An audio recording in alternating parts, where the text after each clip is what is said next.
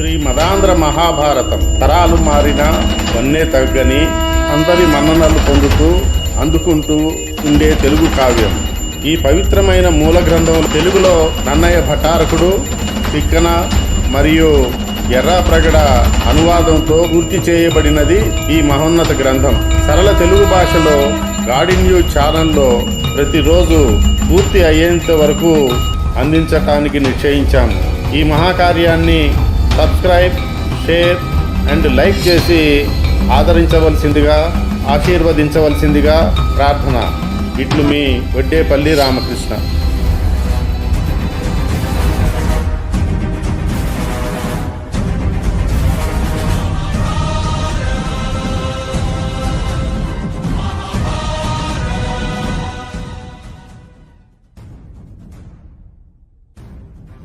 దుర్యోధనుడు మడుగు నుండి బయటకు వచ్చుట. ఆ మాటలతో దుర్యోధనుడికి ఎముకలు కొరికి మజ్జను చప్పరించినట్లయింది.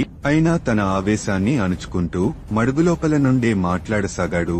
నాకు రథం లేదు, వాహనం లేదు, సారథి లేడు, బాణాదికాలైన సాధనాలు లేవు. పైగా అలసిపోయి ఉన్నాను. అందువల్ల యుద్ధం చేయకూడదు. అదీగాక ఈ 18 రోజులలో నాకు అయిన వాళ్లు, కావలసిన వాళ్లు, ఆప్తులు, మిత్రులు ఎంతో మంది చచ్చిపోయారు. అంతమంది చచ్చాక ఇప్పుడు యుద్ధం చేసి ఏమీ బావుకుంటాను? నా వాళ్లు ఎవ్వరూ లేకుండా దక్కే రాజ్య సంపద నా దృష్టిలో అవయవహీనమైన ఆడదాని వంటిది. అది నాకక్కర్లేదు. ఇదిగో ఈ భూమిని ఇప్పుడే వదులుకుంటున్నాను. అసలు తపోవనాలకు పోతానేమో కూడా. ఈ భూమి మొత్తం నీకే ఇచ్చేస్తాను, తీసుకుని నువ్వే ఏలుకో అన్నాడు మానధనుడు. అందుకు ధర్మరాజు అంగీకరించలేదు.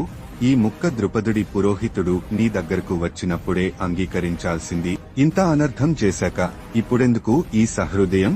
ఇలాంటి కబుర్లు నా దగ్గర పనికిరావు. అయినా భూమిని ఇచ్చేస్తాను, తీసుకో, ఏలుకో అంటావేమిటి? నువ్వేదో పెద్ద దానం చేసేవాడిలా. నువ్వు ఇస్తే పుచ్చుకోడానికి నేను యాచకుడిని కాదు. కథ ఇంతదాకా వచ్చాక నువ్వు ఇస్తానన్నా పుచ్చుకోను. నిన్ను చంపి మరీ రాజ్యం ఏలుకుంటాను. అదిగాక శత్రువుకు భయపడి దాక్కుని రాజ్యం ఇచ్చేస్తాను, తీసుకో అని చెప్పే అల్పుడు నాకెక్కడా కనబడలేదు. ఛీ, నీలాటి అధముని కన్నందుకు గాంధారి ఎంత కుమిలిపోతుందో అన్నాడు. ఇంతేకాదు, ఇంకా కటువైన, నోటితో చెప్పలేనివి, చెప్పకూడనివి కూడా అన్నాడు. ఈటెల్లాంటి ఆ మాటలతో అణచుకుంటున్న ఆవేశం పెల్లుబికింది. పెనువరదై పొంగగా తన జలస్తంభన విద్యను ఉపసంహరించుకుని నీటి మీద నుంచి నేలమీదకు దుమికాడు దుర్యోధనుడు. కంచి దెబ్బకు ఎగిరిపడ్డ పెంకి గుర్రంలా బయటికొచ్చాడు. బంగారు పట్టికతో చూపరుల కళ్లు మిరిమిట్లు గొలిపే భయంకర గదాదండంతో బయటికొచ్చాడు మానధనుడు. వస్తూనే గర్జించాడు. నేను మిమ్మల్ని పొండి మొర్రో అంటుంటే పెద్ద పోటరీ గాళ్లల్లా ఏమిటి ఇలా ఎగురుతున్నారు? ఇదిగో వచ్చాను. నా దగ్గర గద ఒక్కటే ఉంది కనుక గదాయుద్ధమే చేస్తాను. రండి. అంతా ఒక్కసారే వచ్చేస్తారా? లేక కొందరు దళాలుగా వస్తారా? లేదా ఒక్కొక్కళ్ల చొప్పున వస్తారా? దమ్మున్నవాళ్లు ఎవరో రండి యుద్ధానికి. బలరాముని రాక అతనిని చూడగానే ధర్మరాజు వదనంలోని బింకం పూర్తిగా అదృశ్యం అయిపోయింది. అప్పుడే కనిపించిన ఆప్తబంధువుని పలకరించినట్లుగా యుధిష్ఠిరుడి ముఖం దర్హాసంతో వెలిగిపోయింది. దుర్యోధనుడి మాటలను ఖండిస్తూ, అబ్బబ్బే, మాకు అన్యాయంతో పనే లేదు. మనం పరాయి వాళ్లం కాదు, అన్నదమ్ముల బిడ్డలం. నువ్వు గదాయుద్ధం అంటున్నావు గనుక అలాగే కానిద్దాం. ఎవరితో యుద్ధం చేయదలుచుకున్నావో అది కూడా నువ్వే ఎంచుకో. మా అన్నదమ్ములం 5గురు, గురువు కూడా ఇక్కడే ఉన్నారు. మాలో ఎవరో ఒకరితో నీ ఇష్టమైన వారితో యుద్ధం చేసి గెలిచితే మొత్తం రాజ్యమే నీదే. ఒకవేళ మా వాడు నెగ్గాడనుకో, ఇక చెప్పేదేముంది? ఏమంటావ్ అని అడిగాడు. దుర్యోధనుడు అంగీకరించాడు.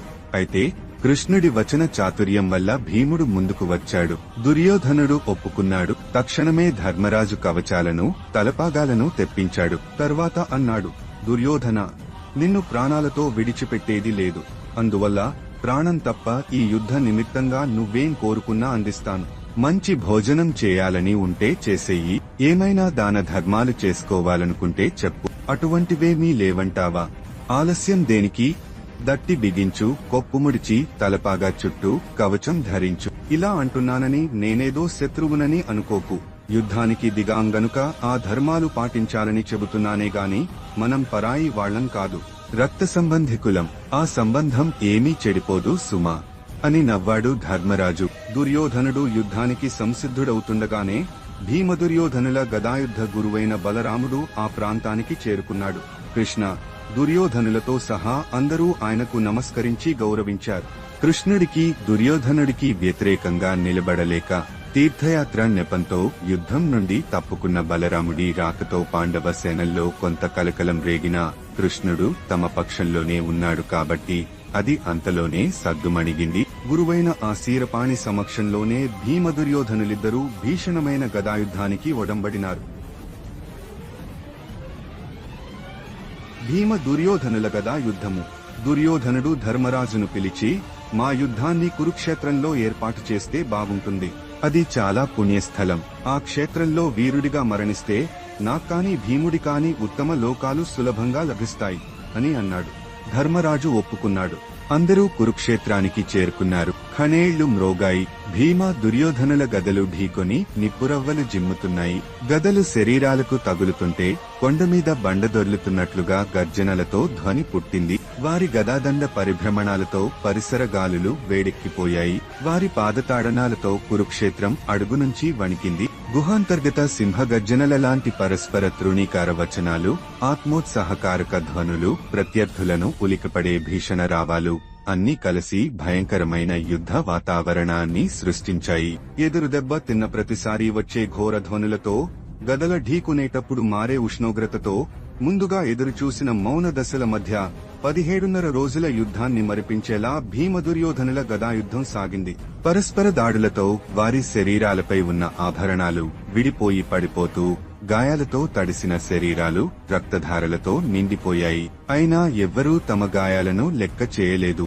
వీరావేశంతో ఒకరిపై ఒకరు విసురుకుంటూ, ప్రదక్షిణలు చేస్తూ, గదల్ని ఒడిసి పట్టుకుని తిప్పుతూ, ఎగిరి దుముకుతూ భయదాశ్చర్యకరమైన యుద్ధాన్ని కొనసాగించారు. ధృతరాష్ట్ర, ఆ ద్వంద్వ సంగ్రామంలో నీ జ్యేష్ఠనందనుడి ధాటికి భీముడు తట్టుకోలేకపోయాడు. క్షణిక మూర్ఛలోకి వెళ్లిపోయాడు. అయితే వెంటనే మూర్ఛ తేరుకుని మళ్లీ దుర్యోధనుని ఎదుర్కొన్నాడు. కాని భీముడు దుర్యోధనుడికి తినిపించిన దెబ్బల కన్నా దుర్యోధనుడి చేతిలో తానే ఎక్కువ దెబ్బలు తిన్నాడు. ఇది గమనించిన అర్జునుడు కంగారుపడి కృష్ణుడిని సంప్రదించాడు. సార్థ, భీముడిపై కక్షతో 13 సంవత్సరాల పాటు గదాయుద్ధాన్ని తిరుగులేని విధంగా అభ్యసించాడా గాంధారేయుడు. విద్య ఇద్దరిది సమానమే అయినా మెళకువలు, లాఘవం, ప్రతిచర్యలు దుర్యోధనుడికి బాగా తెలిసాయి. మనవాడికేముంది, వట్టి మోటుతనం తప్ప, అదే పని బాదడం, రెబ్బలు కాయడం తప్ప ఇంకేమీ చేతకాదు. ఇటువంటి పరిస్థితుల్లో ధర్మయుద్ధం లాభం లేదు. వంచకుల్ని వంచనా మార్గంలో వధించడం ధర్మమేననే సూత్రం ద్వారా ధర్మబద్ధంగానే కొంచెం అధర్మం చేయాల్సి ఉంటుంది. దుర్యోధనుడి తొడలు బ్రద్దలు కొడతానని భీముడు గతంలో ప్రతిజ్ఞ చేశాడు. అంచేత ఈ యుద్ధంలో బొడ్డుకు దిగువ భాగాన కొట్టవచ్చా, కొట్టకూడదా అనే విషయాన్ని పక్కన పెట్టి భీముడు గాంధారేయుడి ఉగువులు బ్రద్దలు కొట్టేస్తే తప్ప మనం జయించలేం అన్నాడు కృష్ణుడు. భీముడు దుర్యోధనుని తొడలు విరుగగొట్టుట. కృష్ణుడి ఆలోచన అర్థం చేసుకున్న అర్జునుడు భీముడికి కనబడేలా వెళ్లి నిలబడ్డాడు. భీముడి దృష్టి తనపై పడగానే తన తొడలను అప్పడించి సంజారూపంగా సుయోధన ఊరుభేదనానికి సూచన ఇచ్చాడు. గాలి కొడుకు గ్రహించాడు అది కృష్ణ పరమాత్ముడి నియామకమేనని. బలరాముడు అక్కడే ఉండటం వలన కృష్ణుడు స్వయంగా చొరవ తీసుకోకుండా అర్జునుడి ద్వారా తన ఆజ్ఞను తెలియజేశాడని, కృష్ణాంగీకృతి లేకుండా పార్థుడిలాంటి వాడు సలహా ఇవ్వడని అర్థం చేసుకున్నాడు. అనిలాత్మజుడు అవకాశం కోసం ఎదురుచూస్తూ సర్వశక్తులు ఒడ్డిపోరాడసాగాడు. భీముడిక అవకాశం చిక్కగానే దుర్యోధనుడు కొట్టిన బలమైన ఘాతానికి నేలపడబోయాడు. పైకి ఎగిరి దుమికి దుర్యోధనుని ప్రహరించాలనే ఉద్దేశ్యంతో నీ కొడుకు తగువిధమైన గదా చలనాలతో ఊర్ధ్వ పరిభ్రమణాన్ని ప్రారంభించాడు. అదే అవకాశంగా వాయునందనుడు అమితబలోద్వేగంతో తన గదను తిప్పి తిప్పి దుర్యోధనుడి తొడలను బ్రద్దలు కొట్టేశాడు. ఊర్ధ్వ భ్రమణంలో ఉన్న నీ కొడుకు ఊరుఘాతానికి గుభిల్లున నేలకు పడిపోయాడు. అదే సమయానికి ఆకాశంలో తోకచుక్కలు నేలకు రాలిపోయాయి. భైరవరక్తం మాంసపంకాదికాలతో వర్షించినట్లు అనిపించింది. అప్పటిదాకా మహానందంగా యుద్ధాన్ని తిలకిస్తున్న పాంచాల వీరులందరూ నిష్కల్మష హృదయాలతో ఉదాసీనులైపోయారు. మహారాజా, దుర్యోధనుడి భూపతనం అక్కడున్న ఏ ఒక్కరికి ఆనందం కలిగించలేదు, ఒక్క భీముడిని తప్ప. సింహఘాతానికి నేలపై పడిపోయిన మదమత్తేభంలా ఉన్న దుర్యోధనుడిని చూసి భీముడు ఆగ్రహంతో రేరే బంధుద్రోహే భ్రాతృద్రోహే. ఆనాడు ఏక వస్త్రయేన పాంచాలిని నిండు సభలో అవమానించావు, పరిపరి విధాల పరాభవించావు. ఆ పాపఫలాన్ని అనుభవించు అంటూ అఖండ గౌరవ సామ్రాజ్య లక్ష్మీ శిరోభూషిత పాదపంకేరుహుడైన దుర్యోధనుడి శిరస్సును తన ఎడమకాలితో బలంగా తన్నాడు. బలరాముని కోపము కృష్ణుడు శాంతపరచుట. భీముడి తన్నడమే ఆలస్యంగా హస్సున లేచాడు బలరాముడు. ఇది అన్యాయం. యుద్ధంలో ప్రత్యర్థిని బొడ్డుకు క్రింద కొట్టడమే ఘోరమైన నేరం. అది చాలదన్నట్లు నేలపడిన వాడిని అదిమిపెట్టి రత్న కిరీటంతో అలరారే రాజు శిరస్సును ఎడమ కాలితో తన్నడం భీముడి దురహంకారానికి సంకేతం. ఈ దుర్భర అన్యాయాన్ని నేను సహించను. అధర్మవర్తనుడైన ఈ భీముడి సంగతి ఇప్పుడే తేల్చేస్తా అంటూ హలాయుధాన్ని ఎత్తి ఆగ్రహావేశంతో ముందుకు దూకాడు శీరపాణి. అతన్ని చట్టుక్కున అడ్డుకున్నాడు చక్రపాణి. మహాబల సంపన్నుడైన కృష్ణుడు తన సుదృఢమైన భుజాలతో బలరాముడిని ఆపి, శాంతించు అన్నయ్యా, భీముడిని కసిరి ప్రయోజనం లేదు. ముల్లును ముల్లుతోనే తీయించాను. దుర్యోధనుడు చేసిన మోసాలకు ప్రతిఫలం అనుభవించాడు. పాంచాలిని పరాభవించిన సభలో ధర్మబంధనాల వల్ల ప్రతిచర్య చేయలేకపోయిన భీముడు భవిష్యత్తులో ఈ ధార్తరాష్ట్రుడి తొడలు బ్రద్దలు కొట్టి చంపుతానని శపథం చేశాడు. ప్రతిజ్ఞా పాలనం ఏ శాస్త్రరీత్యానో అధర్మం కానేరదు.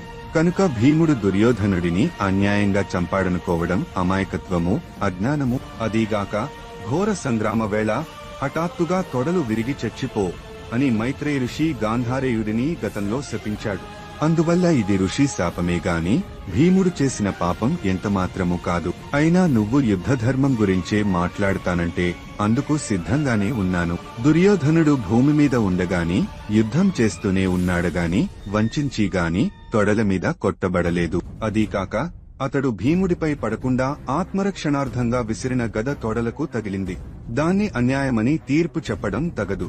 నీ ప్రియ శిష్యుడు ఈ భానుమతి మనోహరుడు మొదటి నుంచి పాండవులను అన్యాయంగా చీచిపోస్తూనే ఉన్నాడు. అప్పుడెప్పుడు నువ్వు కలగచేసుకుని దుర్యోధనుడిని మందలించలేదు. కపట ద్యూతంలోనూ ద్రౌపది పరాభవంలోనూ ఘోషయాత్ర గురించి గోగ్రహణ యత్నంలోనూ రాయబారానికి వెళ్లిన నన్ను బంధించాలన్న నీచత్వంలోనూ నువ్వు ఇది అన్యాయం అని ఒక్క ముక్క కూడా అనలేదు. చివరికి పార్థుణ్ణి ప్రక్కదారి పట్టించి పద్మవ్యూహం పన్ని ఒంటరివాడైన మన మేనల్లుడు అభిమన్యుడిని కుట్ర చేసి కూల్చినప్పుడు కూడా అన్యాయం అన్నమాట నీ నోట రాలేదు. ఇప్పుడు ఈ యుద్ధంలో మాత్రం అన్యాయం చూస్తున్నావా?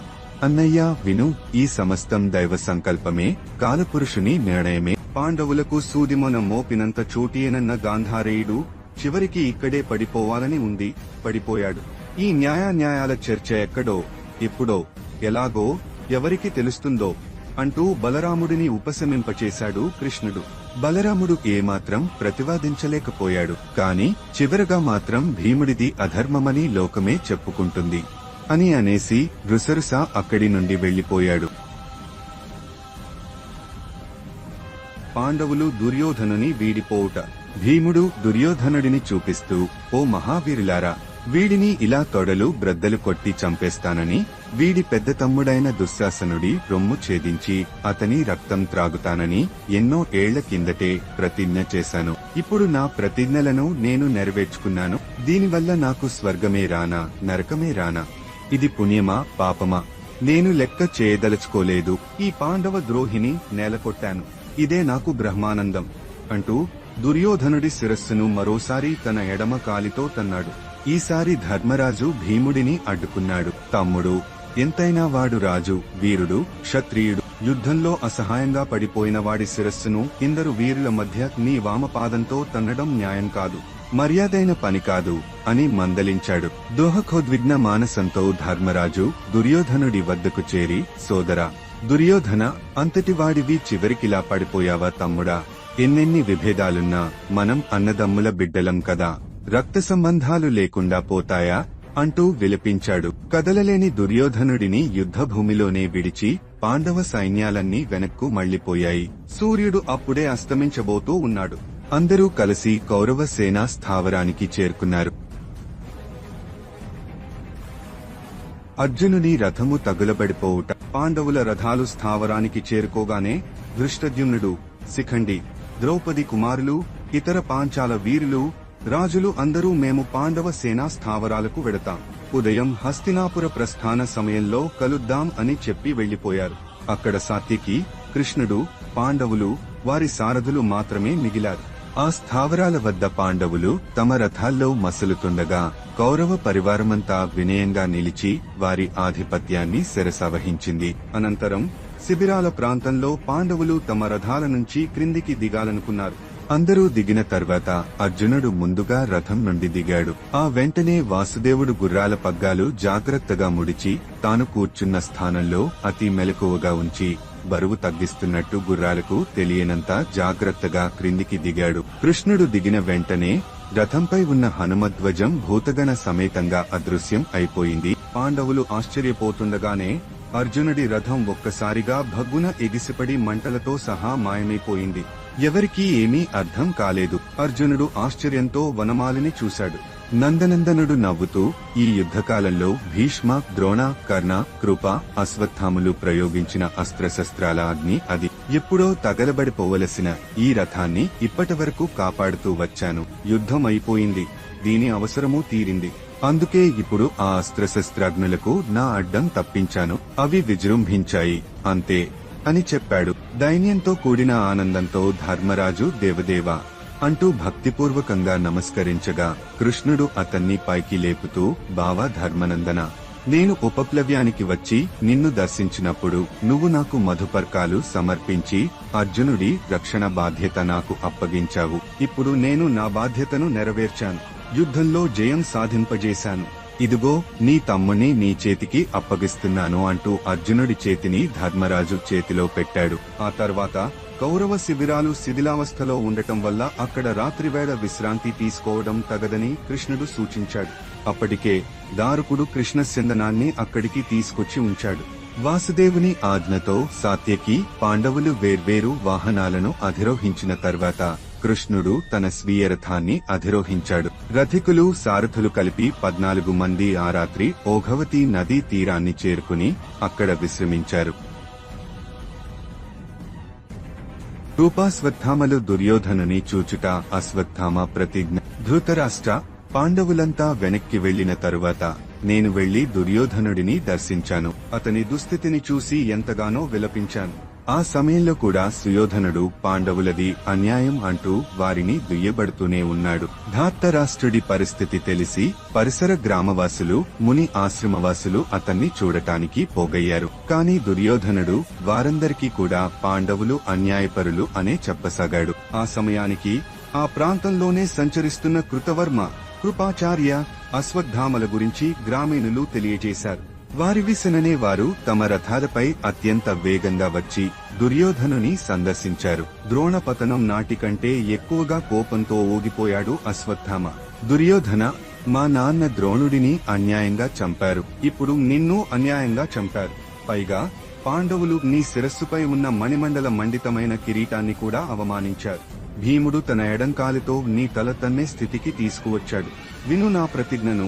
నేనే పాండవుల్ని, వారి సైన్యాన్ని, మత్స్య, పాంచాల, ప్రభద్రాది వీరుల్ని, ఇంకా వాళ్ళెవరైతే ఉన్నారో వారందరినీ నాశనం చేసి నీ ఆత్మకు శాంతి చేకూరుస్తాను అని ప్రతిజ్ఞ చేశాడు. అశ్వత్థాముడి ఈ ప్రతిజ్ఞ విని దుర్యోధనుడు ఆనందించాడు. రాజు పగను బ్రాహ్మణుడు తీర్చుట అనే సనాతన ధర్మాన్ని పాటిస్తూ కృపాచార్యుడు అక్కడి మునులలో ఒకరి నుంచి పవిత్ర జలాన్ని తీసుకువచ్చాడు. ఆ పరిశుద్ధోదకంతో విధివిధానంగా దుర్యోధనుడు అశ్వత్థాముడిని సేనాధిపతిగా అభిషేకించి శత్రు సంహారాన్ని కోరాడు. తర్వాత కృతవర్మ, కృపాచార్య, అశ్వత్థాములు కలిసి దుర్యోధనుని వద్ద సెలవు తీసుకుని పాండవ శిబిరాల వైపు బయలుదేరారు. ఇదంతా చెప్పి సంజయుడు మౌనం పాటించాడని వైశంపాయనుడు వివరించాడు. అతని వచనాన్ని ఆసక్తిగా విన్న జనమేజయుడు ఆ తర్వాతి సంఘటనలను కూడా సవివరంగా చెప్పమని కోరాడు. దాంతో వ్యాసశిష్యుడు పునః ప్రవచనానికి సిద్ధమయ్యాడు. శ్రీమదాంధ్ర మహాభారతం తరాలు మారినా వన్నే తగ్గని, అందరి మన్ననలు పొందుతూ అందుకుంటూ ఉండే తెలుగు కావ్యం. ఈ పవిత్రమైన మూల గ్రంథం తెలుగులో నన్నయ్య భటారకుడు, తిక్కన మరియు ఎర్రాప్రగడ అనువాదంతో పూర్తి చేయబడినది ఈ మహోన్నత గ్రంథం. సరళ తెలుగు భాషలో గాడి న్యూస్ ఛానల్లో ప్రతిరోజు పూర్తి అయ్యేంత వరకు అందించటానికి నిశ్చయించాము. ఈ మహాకార్యాన్ని సబ్స్క్రైబ్, షేర్, అండ్ లైక్ చేసి ఆదరించవలసిందిగా, ఆశీర్వదించవలసిందిగా ప్రార్థన. ఇట్లు మీ వడ్డేపల్లి రామకృష్ణ.